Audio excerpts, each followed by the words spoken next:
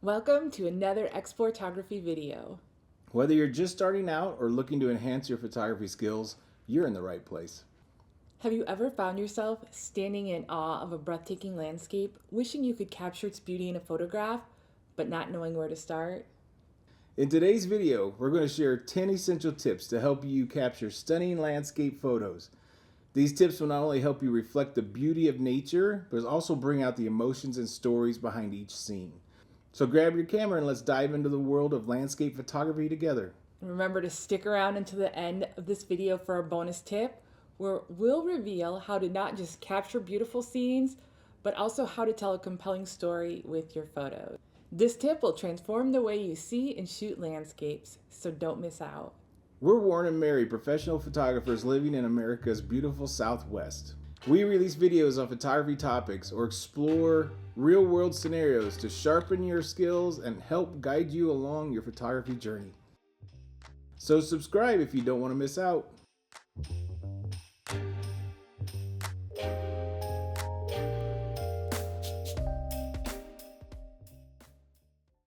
In this video, we're diving into 10 essential tips that will help you elevate your landscape photography skills, from scouting the perfect location to mastering lighting and composition.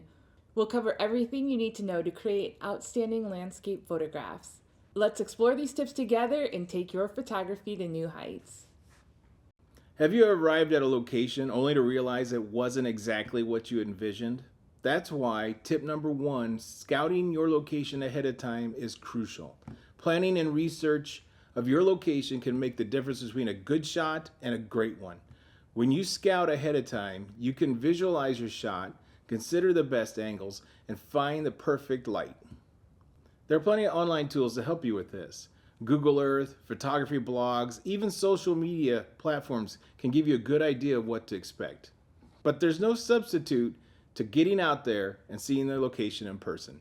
A personal scouting trip allows you to familiarize yourself with the terrain and find unique perspectives you might not have noticed online. By scouting ahead, you can also time your visit to capture the perfect moment, like the golden hour glow or the dramatic shadows and sunsets.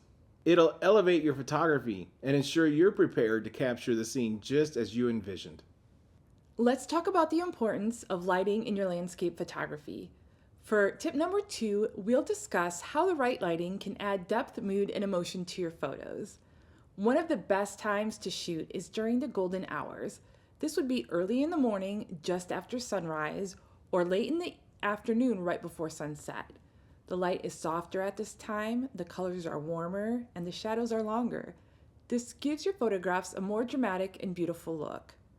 Midday sun, on the other hand, can be quite tricky. The light is harsh, it creates strong shadows and bright highlights that can wash out your images at times.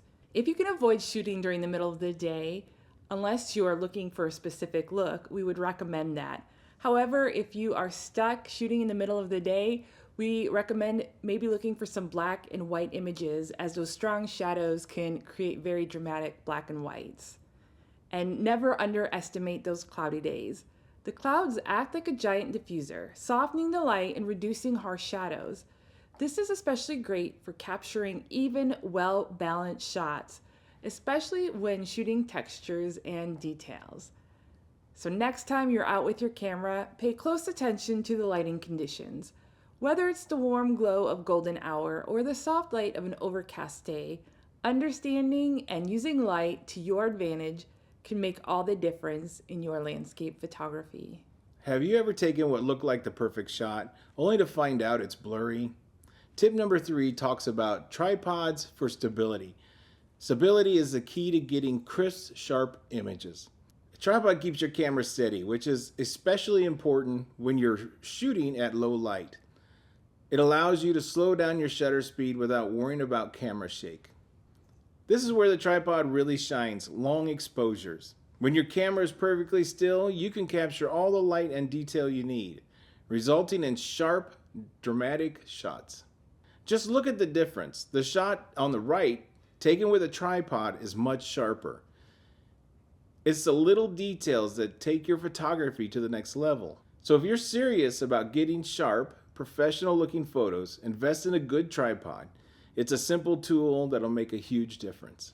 Next, let's talk about composition and why it is so important in your landscape photography. In tip number 4, we're going to talk about a few basic techniques that can help you turn a simple scene into something truly special.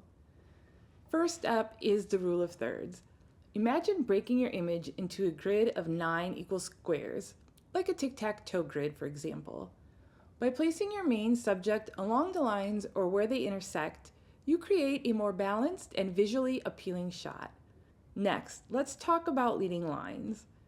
These are the lines in your photo that naturally guide the viewer's eye toward a focal point. They can be anything from a road, a river, or even a row of trees. Leading lines help add depth and create a visual pathway to guide your viewer. Framing is another powerful technique.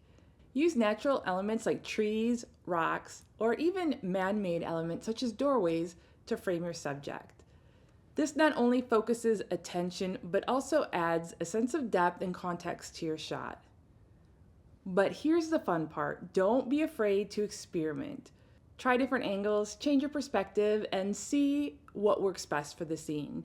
Sometimes just moving a few steps to the left or right, or bringing your camera up or down low can completely change the composition and make your photo more dynamic. If you would like to learn more about composition, we're going to go ahead and link a whole video that we put together on composition. But for now, let's look at these examples. One follows the rule of thirds, another using leading lines, and a third with a creative framing. Each one tells a slightly different story. Composition is all about creativity, so get out there and start experimenting with these techniques. Remember, there's no right way to compose a photo. What matters is finding what works for you and the story that you want to tell. In tip 5, we're going to explore how incorporating a foreground element can add depth, scale, and a sense of place to your images. Foreground elements like rocks, trees, and wildflowers can make a huge difference. They help lead the viewer's eyes into the image, creating a sense of depth that makes the scene feel more three-dimensional. Check out this comparison. On the left, we have shot without any foreground in it. It's a nice view, but it feels a bit flat. Now look at the shot on the right, where we included this cactus in the foreground. See how much more dynamic and engaging the image becomes? When you're out shooting, keep an eye out for natural elements that you can use to enhance your composition. A simple rock or cluster of flowers can add scale, making the distant mountains or lakes feel even more majestic. And don't forget about adjusting your focus and depth of field, so both your foreground and your background are sharp. This technique helps connect the two elements, adding depth to your photo. By using foreground elements, you'll give your photos that extra layer of depth and scale that draws people in. So the next time you're out shooting, take a moment and find something interesting for your foreground. It'll transform your images. Let's dive into the basics of camera settings. In tip 6, we'll dive into aperture, ISO, and shutter speed, and how they work together to help you capture stunning landscape photos. Let's start with aperture. The aperture is the opening in your lens that controls how much light hits the camera sensor. A lower f-stop number, like f2.8, gives you a wide aperture, letting in more light and creates a shallow depth of field. This is great for isolating a subject from the background. On the other hand, as you increase your aperture to a higher f-stop, like f16, this actually gives you a narrower aperture, which brings more of the scene into focus. This is great for landscapes. See the difference? The first photo has a blurry background, making the subject stand out. The second one is sharp from front to back, ideal for capturing all the details in a landscape. Next up is ISO. This controls your camera's sensitivity to light by adjusting the gain applied to the sensor. A lower ISO, like 100 for instance, is best for bright conditions. This gives you clean, noise-free images. But in low light, you may need to bump that ISO up to 400 or higher. Just be careful because higher ISO can introduce grain or noise into your photos. Notice how the image on the right has more noise or grain. That's what happens when you use a higher ISO. It is a trade-off you have to consider when shooting in low light. Finally, let's talk about shutter speed. This controls how long your camera sensor is exposed to light. A fast shutter speed like 1/1000th of a second freezes action. This is great for capturing sharp, crisp images of moving subjects. A slow shutter speed like 1/10th of a second, however, allows for more light and creates a motion blur effect. This can add a sense of movement to your photos. See how the slow shutter speed turns the water into a smooth flowing texture? It's a very cool effect that can make your landscapes more dynamic.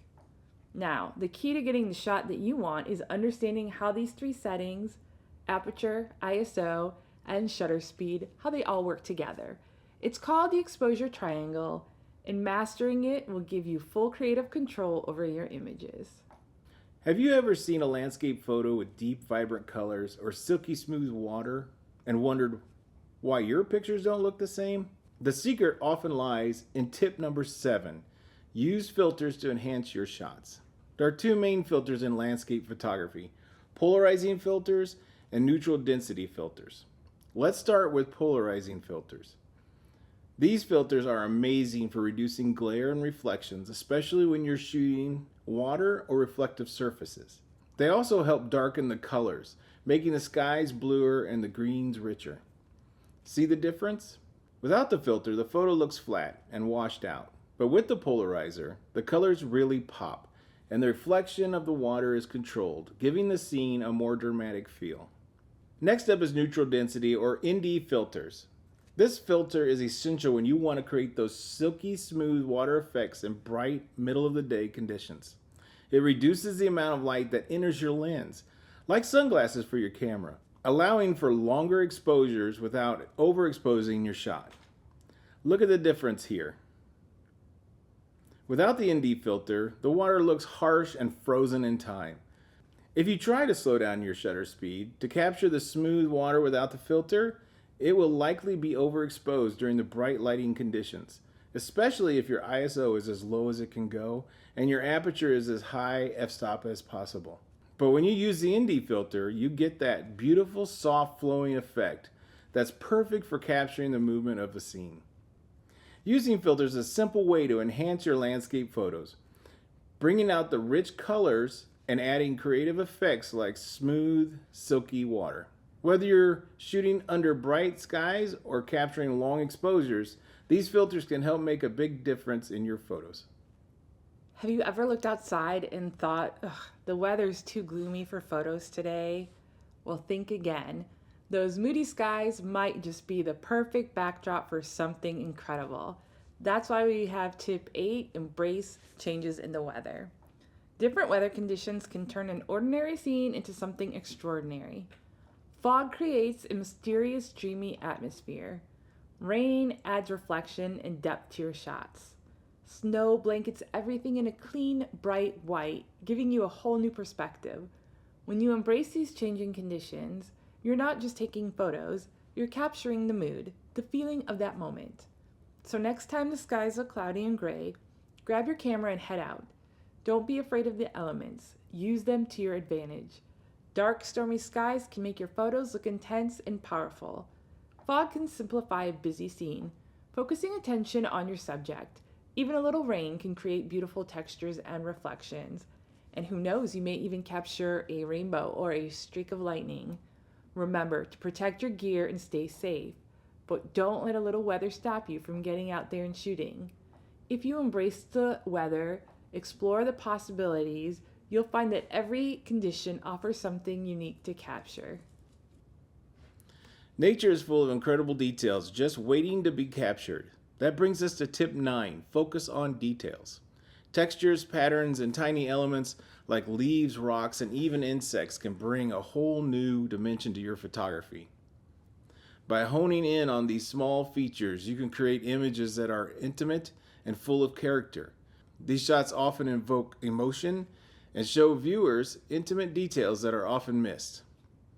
Look at the difference here. While a wide shot captures the grandeur of the landscape, the close-up reveals intricate details that might otherwise be overlooked. Both have their place, but it's the details that add depth and interest. So next time you're out in the field, take a moment to slow down and look for those hidden gems. Whether it's texture of a tree or pattern of leaves on the ground or the way light plays on the water, these details can transform your photography. Have you ever felt frustrated when your photos didn't turn out the way you hoped? Well, tip number 10, patience and persistence is the secret to capturing those stunning shots. In landscape photography, it's all about timing. The best light, the right moment, it doesn't always happen right away. You might have to wait for the sun to peek through the clouds or for the wind to calm down. But when you're patient, that perfect moment will come and it will be worth every second. And it's not just about waiting. Sometimes you need to keep trying. Maybe the first shot didn't work out. Perhaps the weather wasn't right. That's okay. Keep practicing, keep experimenting, and don't give up. Every attempt teaches you something new and gets you closer to that perfect shot. So remember, patience and persistence are your best friends in landscape photography. Stick with it and you'll be amazed at what you can capture. And as promised for sticking around in this video is our bonus tip.